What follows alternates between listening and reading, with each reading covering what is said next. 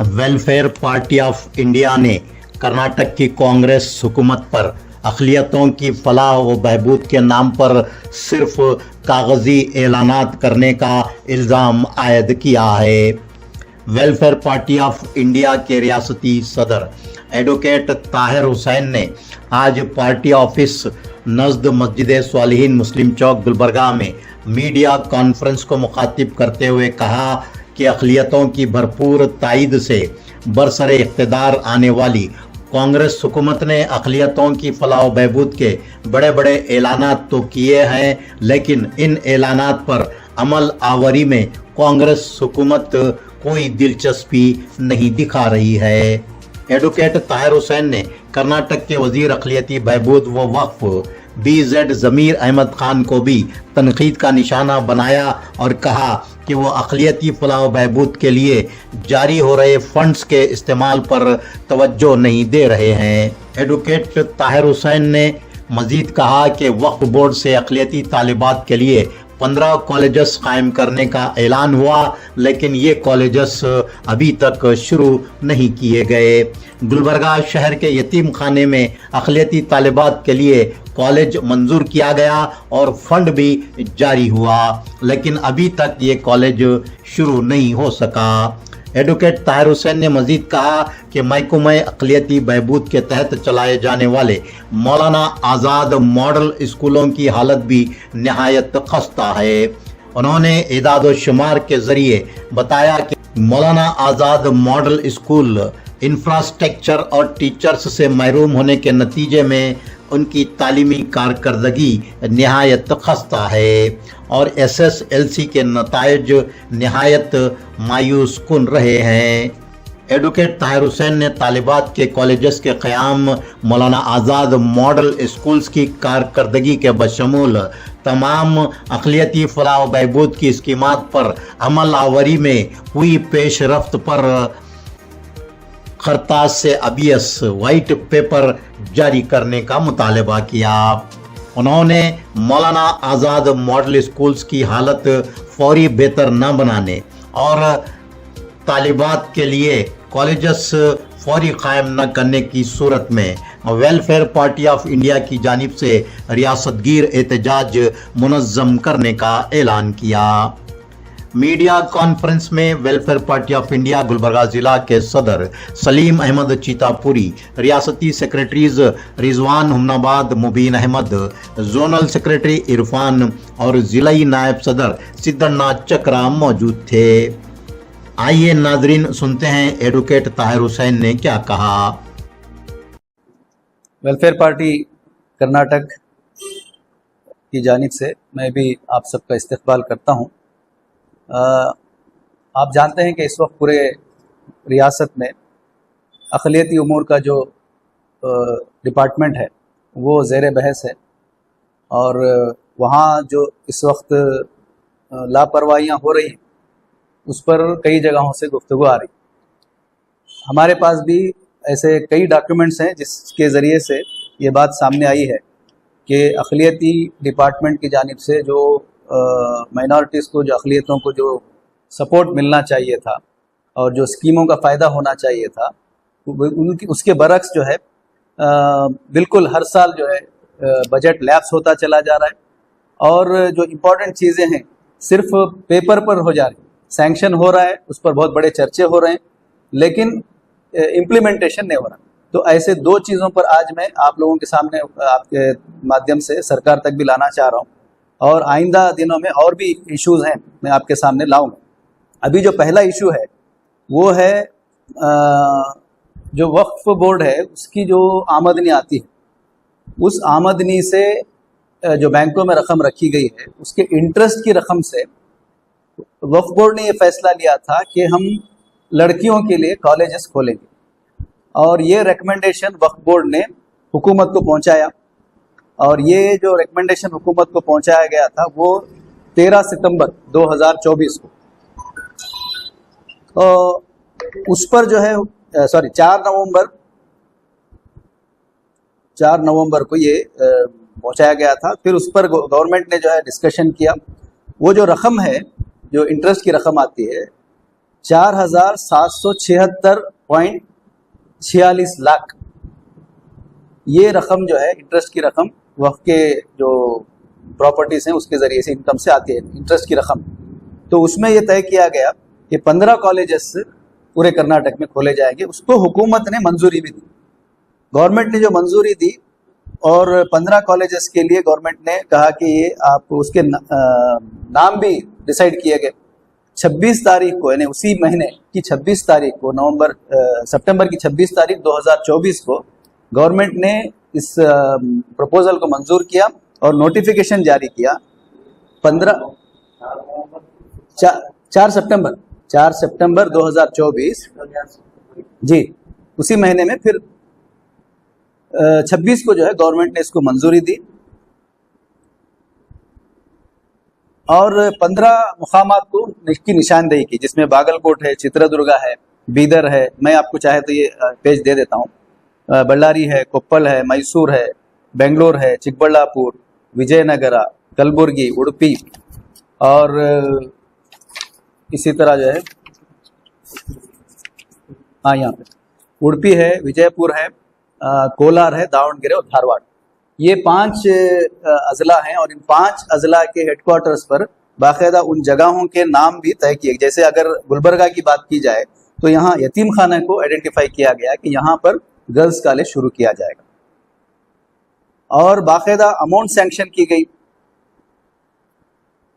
एक कॉलेज के लिए 318.43 लाख रुपए, 318.43 लाख रुपए जो है मंजूरी भी दी गई। तो ये इतना सारा होने के बाद गवर्नमेंट की तरफ से नोटिफिकेशन भी हो गया, पैसे भी रिलीज हो गए। तो हमने मालूमात हासिल की कि ये 15 अजला में से कहीं एक जगह भी अभी तक कोई बुनियादी काम भी शुरू नहीं हुआ। तो ये गवर्नमेंट जो इतने बड़े पैमाने पर दावे करती है कि हम अक़लियतों की तालीम के सिलसिले में तवज्जो दे रहे हैं और बिलखुसूस अक़लियतों के जो लड़कियों की तालीम की तरफ हुकूमत तवज्जो दे रहे हैं, तो उसमें हम अगर ये देखते हैं, प्रैक्टिकली देखते हैं, तो ज़मीन पर कोई हकीकत इसकी नहीं है। इन 15 मकामात पर भी हमने देखा, मैं आ रहा हूँ उस पर। तो ये जो मुकामात हैं, इनसे हमने हमारे जो लोकल में जिम्मेदारान हैं उनके थ्रू से हमने उसका सर्वे भी कराया कि कहीं कोई काम शुरू हुआ है कि नहीं हुआ है देखने के लिए। अभी गुलबर्गा के अंदर भी हमारे जिम्मेदारान जाकर आए, लेकिन अभी तक कोई काम शुरू नहीं है। इसमें एक तरफ तो डिपार्टमेंट असल जिम्मेदार है, माइनॉरिटी डिपार्टमेंट जिम्मेदार है, वहाँ का जो अमला है वो डिपार्टमेंट जिम्मेदार है। हमने ये भी मालूम किया कि कम से कम जिले सतह तक आपने इसके जो सैंक्शन शुदा रकम पहुंचाई है, तो मालूम ये हुआ कि अब तक डिस्ट्रिक्ट लेवल तक भी वो पहुंचाया नहीं गया। तो ये एक बहुत बड़ा इशू है इन मानों में कि आप लड़कियों की तालीम की तरफ तवज्जो दिला रहे हैं, बल्कि जो पब्लिसिटी हासिल कर रहे हैं, तो वो पब्लिसिटी जो है पूरा सिर्फ पेपर पर है। और अक़लियती उमूर के जो मिनिस्टर हैं, गवर्नमेंट इसलिए कह रहे हैं कि मिनिस्टर गवर्नमेंट से रिलेटेड होता है, अक़लियती उमूर के मिनिस्टर को चाहिए था कि इस तरफ फौरी तवज्जो देते। इतना बड़ा एक फैसला लिया गया है, इतने पैसे सैंक्शन किए गए हैं, पैसा मौजूद है, इसके बावजूद जो है मिनिस्टर की जानिब से कोई तवज्जो इसकी जानिब नहीं दिलाई गई, ना ही जो डिपार्टमेंट के लोग हैं उन्होंने इस पर कोई तवज्जो नहीं दी और इसको इम्प्लीमेंटेशन करने की जानिब कोई कदम नहीं उठाया। इसलिए हम वेलफेयर पार्टी की जानिब से इन तमाम अजला में हमने मेमोरेंडम देने का तय किया है। ऑलरेडी हमने इसकी शुरुआत कर दी है। कई अजला में हमने वहाँ के उस मुकाम का सर्वे करने के बाद जब हमने देखा कि काम नहीं हो रहा है, तो हमने फ़ौरन उस पर मेमोरेंडम हुकूमत को पहुँचाया है और हम हुकूमत से ये मुतालबा कर रहे हैं कि आइंदा 1 महीने के अंदर इस पर कार्रवाई होना चाहिए। अगर 1 महीने के अंदर इसको इम्प्लीमेंट नहीं किया जाता है तो पूरी रियासत में हम इस इशू पर बड़े पैमाने पर एहतजाज करेंगे और हुकूमत को मजबूरन ये जो फैसला लिया गया है इसको इम्प्लीमेंट करना पड़ेगा।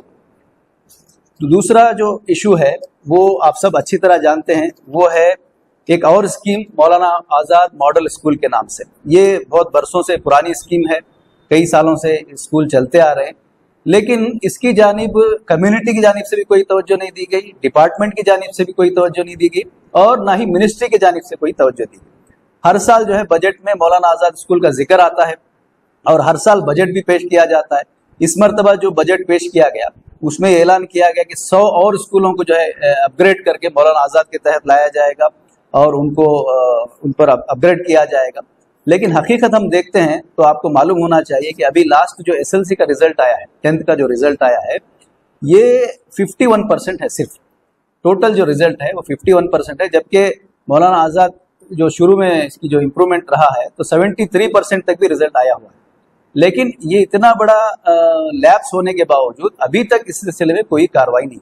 मैं सिर्फ यहाँ चूंकि आपके सामने इस गुलबर्गा ज़िले की बात हो रही है तो मैं आपको बताना चाह रहा हूँ कि यहाँ गुलबर्गा ज़िले में 20 मौलाना आज़ाद मॉडल स्कूल्स हैं और वो 20 स्कूलों में जो रिजल्ट आया है तो टोटल जो बच्चे यहाँ पर अपीयर हुए वो 671 10th में, जिसमें से 361 लड़के हैं, 312 लड़कियां हैं। और ये 671 बच्चे जो अपीयर हुए 10th के लिए, उसमें से सिर्फ 193 बच्चे ही पास हुए और 480 बच्चे फेल हुए। ये सिर्फ मैं एक जिले का आपको ये डाटा बता रहा हूँ। यानी टोटल रिजल्ट गुलबर्गा जिले का, कलबुर्गी जिले का 28.68%, 28.68% रिजल्ट है मौलाना आज़ाद मॉडल स्कूल का, 28.68%। और ये गवर्नमेंट का जो डाटा है उसके तहत ही अवेलेबल है, कोई भी जाकर आप पूछ सकते हैं। तो यहाँ अगर मैं 2-3 सिर्फ मिसालों आपके सामने रखता हूँ, इजेरी जो जेवर्गी के अंदर है, वहाँ पर 27 बच्चों ने दाखिला लिया था 10th में, एडमिशन लिया, एग्जाम को अपीयर हुए थे, ये एक बच्चा भी कामयाब नहीं हुआ, 0 रिजल्ट है। इसी तरह आप देखते हैं कि चिंचोली के अंदर 22 बच्चों ने दाखिला लिया था 10th में, एग्जाम दिया था, सिर्फ 2 बच्चे पास हुए। फिर इसी तरह अलंग नरोना, यहाँ पर सिर्फ 1 बच्चा पास हुआ है, जबकि 21 बच्चे यहाँ पर एडमिशन लिए थे। इसी तरह अगर हम यहाँ शहर की बात करते हैं, फरहताबाद जो साउथ में आता है, 15 बच्चों ने एग्जाम दिया था, जिसमें से सिर्फ 2 बच्चे पास हुए। और इसी तरह अगर आप एमएस के मिल, जो यहाँ पर जो स्कूल है आसिफगंज एमएस के मिल, 44 बच्चों ने यहाँ पर दाखिला लिया था एग्जाम के लिए, जिसमें से सिर्फ 29 बच्चे पास हुए। तो ये यहाँ का रिजल्ट है और बाकी अजला, बाकी मुकामात का भी रिजल्ट आप देख सकते हैं। तो इतना बड़ा लैप्स होने के बावजूद भी अब तक इसकी जानिब कोई तवज्जो नहीं दी गई है। अब मैं जो असल वजह है जो हम महसूस किए हैं, हमने जो मालूमात हासिल की हैं, उसकी बुनियाद पर आपके सामने रख रहा हूँ कि इतना बड़ा जो रिजल्ट का फेलियर होने के बाद उसकी जो वजूहत हैं, उसमें जो पहली वजह यह है कि इसकी जानिब कोई तवज्जो नहीं दी गई, कोई कंसंट्रेशन गवर्नमेंट का हो या डिपार्टमेंट का हो, इसकी जानिब नहीं है। सिर्फ हर बार ऐलानात होते हैं, बराए नाम ये स्कूल चल रहे हैं। कई सारे स्कूल ऐसे हैं जो बिल्डिंग सिर्फ किराए पर चल रही। खुद यहाँ गुलबर्गा जिले में भी कई बिल्डिंग्स मौलाना आज़ाद के, उनकी अपनी खुद की बिल्डिंग नहीं है, किराए पर ये बिल्डिंगें चल रही।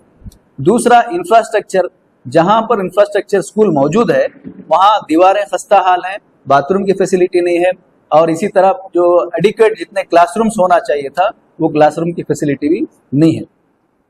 फिर असातिज़ा की कमी, जितने टीचर्स सैंक्शन है वो टीचर्स भी यहाँ पर नहीं है, वो टीचर्स का अपॉइंटमेंट भी यहाँ पर नहीं हुआ है। और जो टीचर्स अपॉइंट किए जाते हैं टेम्प्रोरी बेस पे, कॉन्ट्रैक्ट बेसिस पे, तो उनकी जो सैलरी हुए वो बहुत लो है, बहुत कम सैलरी है, जिसकी वजह से बहुत ज़्यादा तवज्जो देकर वो पढ़ा नहीं पाते। फिर इसी तरह जो आखिरी वक्त में इनका इंटरव्यू लेकर के जो टीचर्स को अपॉइंट किया गया है, उनका जो स्टैंडर्ड ऑफ टीचिंग है वो भी बहुत कमज़ोर है, जिसकी वजह से ये रिजल्ट इस तरह का आया है। फिर कोई अकाउंटेबिलिटी नहीं है, कोई ऐसा स्ट्रक्चर नहीं, जैसे आम जो एजुकेशन सिस्टम में बीओ फिर डीडीपीआई इस तरह का जो एक स्ट्रक्चर होता है, यहाँ पर कोई स्ट्रक्चर नहीं, कोई पूछने वाला नहीं, तो उसकी वजह से भी ये मामला हुआ है। फिर एक बहुत बड़ा इशू जिस पर आने वाले दिनों में हमको एड्रेस करना है वो ये है कि फर्स्ट लैंग्वेज यहाँ पर कन्नड़ा है। मौलाना आज़ाद स्कूल में फर्स्ट लैंग्वेज कन्नड़ा है और उर्दू मीडियम के बच्चे जो 7th तक उर्दू मीडियम में पढ़कर आते हैं, जैसे ही 10th में दाखिल होते हैं उनको फर्स्ट लैंग्वेज कन्नड़ा आती है। तो इसकी वजह से मैक्सिमम जो बच्चे फेल है, उसका सब्जेक्ट वाइज रिजल्ट भी हमारे पास मौजूद है, मैक्सिमम जो बच्चे फेल हुए हैं वो कन्नड़ा लैंग्वेज में फेल हुए। तो ये एक ऐसा इशू है जिसकी वजह से कोई तवज्जो नहीं दी जा रही है, या कम से कम उस कन्नड़ा को पढ़ाने के लिए या उसकी ट्रेनिंग देने का भी कोई नज़म नहीं। डायरेक्ट सब्जेक्ट रख दिया गया है, बच्चे पढ़ रहे हैं नहीं पढ़ रहे हैं उसकी तरफ भी कोई तवज्जो नहीं, उसके लिए जो टीचर्स होना चाहिए उसका कोई अपॉइंटमेंट नहीं है। तो ये बुनियादी वजूहात है। उर्दू भी है लेकिन फर्स्ट लैंग्वेज कन्नड़ा है। फिर इसी तरह अभी ताज़ा जो खबर है, अभी जो एकेडमिक ईयर शुरू होकर के 3 महीने हो रहे हैं, तो 3 महीने के बाद अब 150 स्कूलों में टीचर्स नहीं थे, तो अब उनका इंटरव्यू लिया जा रहा है और अब उनको जो है प्रोसेस शुरू करके उनका अपॉइंटमेंट का प्रोसेस किया जा रहा है। तो आप एकेडमिक ईयर कब शुरू करेंगे, बच्चों की पढ़ाई कब शुरू करेंगे, उनके क्लासेस कब शुरू होंगे, ये इतना बड़ा सवाल है कि वो भी कम नहीं है, बल्कि 150 स्कूलों में असातिज़ा नहीं है, उनको अब लिया जा रहा है। तो हम जो 150 स्कूलों में, ये हर स्कूल का अलग ये है, लेकिन यहाँ हमारे पास जो है जो स्कूल की तादाद मिली है इस वक्त, स्कूल की 150 स्कूलों में टीचर्स का अपॉइंटमेंट अब लिया जा रहा है। तो हम हुकूमत से मुतालबा कर रहे हैं, डिपार्टमेंट से मुतालबा कर रहे हैं कि एक स्टेट वाइड पूरे रियासती सतह पर मौलाना आज़ाद मॉडल स्कूल का पूरा रिव्यू होना चाहिए। स्कूलों के का जो प्रेजेंट सिचुएशन है उस पर रिव्यू होना चाहिए। फिर यहाँ जो डिस्ट्रिक्ट ऑफिशियल्स हैं डिपार्टमेंट के, उनकी जो है मीटिंग बुलाई जाए और उनसे इसका जायजा लिया जाए कि क्यों इतना कमजोर रिजल्ट आ रहा है, क्यों इतना मामला जो है इस पर क्यों तवज्जो नहीं दी जा रही है, इस पर फौरन हुकूमत जो है ये काम करे। फिर तीसरा जो है, हर स्कूल के अंदर तकरीबन इंफ्रास्ट्रक्चर की कमी है। हमने कई स्कूल के असातिज़ा से फ़ोन पे भी बात की, हमारे पास फ़ोन नंबर भी अवेलेबल है, तो उनके ज़रिए से जो मालूमात हुआ, सबसे बड़ा मसला इंफ्रास्ट्रक्चर का भी है। असातिज़ा के साथ साथ वहाँ जो बेंचेस की ज़रूरत है, बाथरूम्स की ज़रूरत है, ये बहुत इसकी ज़रूरत है, ये फ़ौरन हुकूमत जो है इसको जारी करे। फिर वेकेंट पोस्ट जो है बहुत सारे स्कूलों में, जैसे अभी मैंने आपके सामने बताया 150 स्कूलों में असातिज़ा की ज़रूरत है। ये तो बुनियादी सब्जेक्ट के टीचर्स हैं, कई सारे स्कूल्स में पीटी टीचर्स भी नहीं, फिजिकल एजुकेशन के टीचर्स भी कई स्कूलों में नहीं। तो ये फ़ौरन जो है हुकूमत इसकी जानिब तवज्जो दे। असातिज़ा की जो सैलरी है, जो पार्ट टाइम असातिज़ा आप कम अज़ कम अपॉइंट कर रहे हैं, उनकी सैलरी को रिव्यू किया जाए। हमको जो अभी एक स्कूल से हमने बात की तो मालूम हुआ कि शायद 10,000 या 10,500 रुपये कुछ उनकी सैलरी है। तो ये इतनी कम सैलरी के अंदर असातिज़ा किस तरह पढ़ाएंगे और किस तरह जो है वो बच्चों की तरफ तवज्जो देंगे, ये एक सवाल या निशान है। फिर हमारा मुतालबा है हुकूमत से कि यहाँ एक इंस्पेक्शन सिस्टम को जो है इंट्रोड्यूस करना चाहिए, अकाउंटेबिलिटी का सिस्टम इंट्रोड्यूस होना चाहिए, जिसमें डिस्ट्रिक्ट लेवल पर यहाँ असातिज़ा की स्कूल की इंस्पेक्शन हो और उनका जायज़ा लेने का काम होना चाहिए। और आखिरी में हम गवर्नमेंट से मुतालबा कर रहे हैं कि इस पर एक वाइट पेपर हुकूमत को जारी करना चाहिए कि आपने क्या एक्शन लिया है, कितना इम्प्लीमेंटेशन किया है, और ये जो आइंदा स्ट्रैटेजी आपकी क्या है, इस पर हुकूमत एक वाइट पेपर जारी करे। तो ये जबकि आप देखते हैं कि कंस्ट्रक्शन के लिए पैसा खर्च किया जा रहा है, यानी सैंक्शन किया जा रहा है, मेंटेनेंस के लिए तकरीबन 117 करोड़ रुपए हुकूमत ने सैंक्शन किए हैं, और इसी तरह कंस्ट्रक्शन के लिए, तामीरात के लिए 100 करोड़ रुपए हुकूमत ने सैंक्शन किए। तो ये रकम सैंक्शन होने के बावजूद ये स्कूलों की हालत ऐसी क्यों है, असातिज़ा का तखर्रुर क्यों नहीं हो रहा है, और इसकी जानिब एडमिनिस्ट्रेशन जो है इतना लापरवाह क्यों है।